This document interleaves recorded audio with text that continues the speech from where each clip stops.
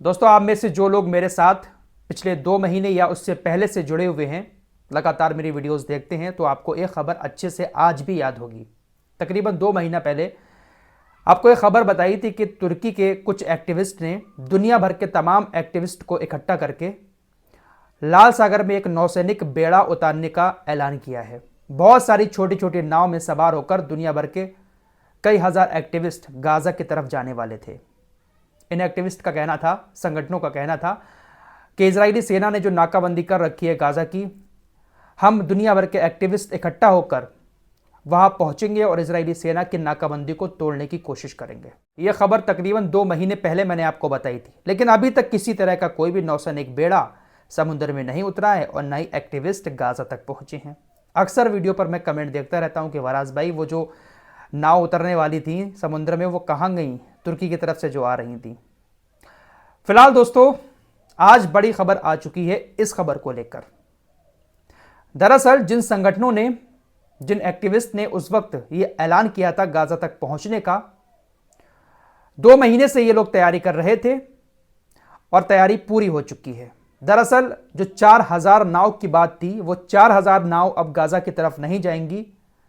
नाव की संख्या कुछ कम कर दी गई है, लेकिन बड़ी बात यह है कि 2 बड़े बड़े जहाज जाएंगे, कार्गो जहाज, जिसमें गाजा के लोगों के लिए खाना पानी जाएगा, साथ ही साथ जरूरत का सामान जाएगा। बहुत बड़े बड़े 2 कार्गो जहाज इन लोगों ने तैयार किए हैं, जिसमें सैकड़ों एक्टिविस्ट इकट्ठा होकर आम नागरिकों के साथ बिना ही सेना के लाल सागर में उतरेंगे और गाजा की तरफ जाकर जो इजरायली सेना ने नाकाबंदी कर रखी है, उस नाकाबंदी को तोड़कर गाजा के लोगों को खाना पहुंचाएंगे। बाकायदा तैयारी हो चुकी है, जहाज भी तैयार हो चुके हैं। तुर्की राहत संगठन के जो प्रमुख हैं, उन्होंने बाकायदा इस बात का कल ऐलान भी कर दिया है कि हम तैयार हैं और रमजान की शुरुआत तक ये जो जहाज हमने तैयार किए हैं, नौसैनिक बेड़ा जो तैयार किया है, वो गाजा तक पहुंचा कर रहेंगे। इजरायली सेना हमारा सामना करे, हमें गोली मारे, कुछ भी करे, लेकिन हमने ये जो बड़े बड़े जो जहाज तैयार किए हैं, इसमें खाना भरा है, उसको हम गाजा के लोगों तक जरूर पहुंचाएंगे। रमजान आने वाला है, उसको मद्देनजर रखते हुए इस नौसैनिक बेड़ों को लॉन्च करने की तैयारी पूरी कर ली गई है। दोस्तों, देखा जाए तो यह कदम काफी सराहना करने वाला है। इन्होंने जो जज्बा दिखाया है वहां तक पहुंचने का, अगर वाकई में ये लोग वहां तक पहुंचकर खाना पहुंचा देते हैं तो दुनिया भर के उन तमाम मुस्लिम देशों के मुंह पर एक तमाचा होगा, जिनके बड़े बड़े हुक्मरान गाजा के लोगों को भूखा मरने के लिए छोड़ रहे हैं। अगर एक आम नागरिक, दुनिया भर के एक्टिविस्ट मिलकर, जो राहत संगठन है, फ्रीडम संगठन है, वो वहां तक पहुंचकर खाना पहुंचा सकते हैं इजरायली सेना के बेड़े को तोड़कर, तो क्या दुनिया के देशों की सेनाएं खाना नहीं पहुंचा सकती? फिलहाल हम दुआ करते हैं कि ये जो कदम इन्होंने उठाया है, रमजान की शुरुआत तक इनको इस काम में कामयाबी मिले और गाजा के लोगों तक खाना पानी पहुंच सके। 2 जहाज़ों में ये लोग इतना सामान भर के ले जा रहे हैं कि गाजा के लोगों को बहुत बड़ी राहत मिल सकती है रमजान के महीने में। अब देखने वाली बात होगी कि इजराइल इनको अंदर जाने देता है, क्या करता है इनके साथ। दुआ करते हैं कि ये कामयाब हों। नेतन्याहू रोजाना कुछ ना कुछ बयान देता है, बड़बड़ाता रहता है उल्टी सीधी बातें। रात भी इसने एक बयान दिया है, इसने कहा कि जो दुनिया के देश हमें रोक रहे हैं रफा पर हमले करने के लिए, वो डायरेक्ट हमसे ये कह रहे हैं कि आप युद्ध हार जाओ। मतलब इसका यह है कि अगर रफा पर हमले नहीं करेंगे तो हम हार गए, रफा पर हमले करके आम लोगों को मारेंगे तो हम युद्ध जीत गए।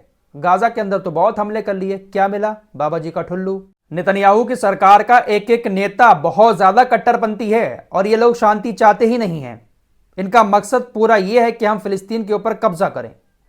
इजराइल का जो विदेश मंत्री है, इसने कहा कि देखिए, अगर शांति समझौते तक पहुंचने की कीमत फिलिस्तीन को अलग राज्य बनाना है तो मैं शांति समझौते को छोड़ देता हूं। कुछ भी हो जाए, लेकिन फिलिस्तीन को हम अलग राज्य नहीं होने देंगे। ये लोग चाहते ही नहीं है कि क्षेत्र में शांति हो। इन लोगों का मकसद फिलिस्तीन पर कब्जा करना है। अगर फिलिस्तीन अलग राज्य हो जाता है, इजराइल से ताल्लुक खत्म हो जाता है, तो शांति हो जाएगी। इजराइल अपनी तरफ हो जाएगा, फिलिस्तीन के लोग अपनी तरफ हो जाएंगे, कोई किसी के ऊपर हमले नहीं करेगा। लेकिन इनको शांति नहीं चाहिए, इनको कब्जा चाहिए पूरे फिलिस्तीन के ऊपर। हमास ने रात फिर इजराइल को धमकी देते हुए कहा है कि तुम जो गाजा के लोगों को परेशान कर रहे हो, हमले करके उनको मार रहे हो, तुम्हें कुछ हासिल होने वाला नहीं है।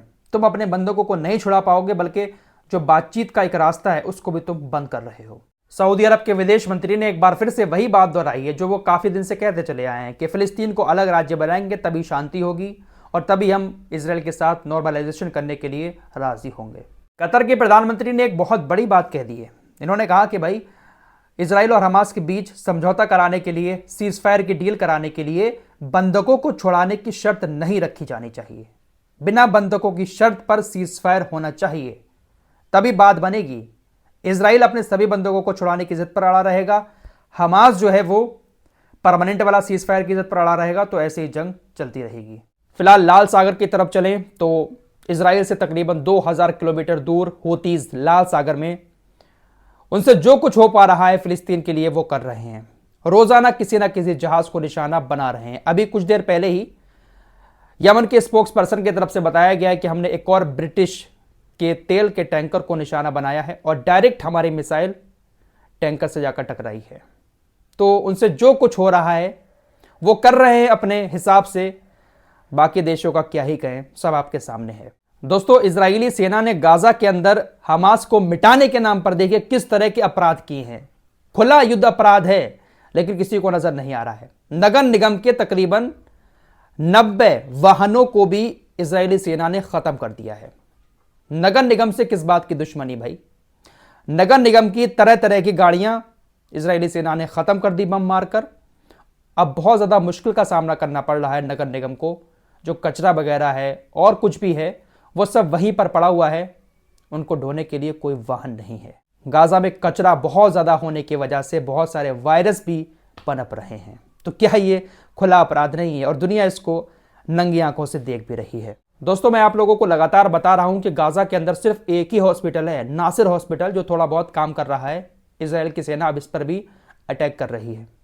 गाजा स्वास्थ्य मंत्रालय ने बताया कि खान यूनिस के अंदर जो नासिर अस्पताल है उससे सिर्फ 50 मीटर की दूरी पर WHO का एक सहायता काफिला आया था, उसको इजरायली सेना ने हिरासत में ले लिया। WHO ने मदद का जो काफिला नासिर हॉस्पिटल के लिए भेजा था उसमें कुछ इंटरनेशनल हस्तियां हैं, कुछ डॉक्टर वगैरह हैं, ईंधन है और 2 ट्रक खाने वगैरह के हैं। इजरायली सेना ने इस काफिले को आगे बुलडोजर लगाकर रोड पर रोक लिया और रोड को पूरी तरह से खोद दिया। पिछले 7 घंटे हो चुके हैं इजरायली सेना सिर्फ 50 मीटर दूर हॉस्पिटल से इस काफिले को रोके हुए है। नासिर हॉस्पिटल के अंदर मरीज ऑक्सीजन की कमी से तड़प रहे हैं, मौतें हो रही हैं, भूख से परेशान है, ईंधन की कमी होने की वजह से नासिर हॉस्पिटल में बिजली भी नहीं है। सब कुछ है इस काफिले के अंदर, WHO ने जो भेजा है, लेकिन उसको 50 मीटर दूरी पर इजरायली सेना अपने कब्जे में लिए हुए है। तो ये अपराध हो रहा है और दुनिया इसको खुली आंखों से देख रही है। फिलहाल इस रिपोर्ट में इतना ही। मिलते हैं कुछ और लेटेस्ट अपडेट के साथ, तब तक के लिए अपना ख्याल रखिए। अल्लाह हाफिज।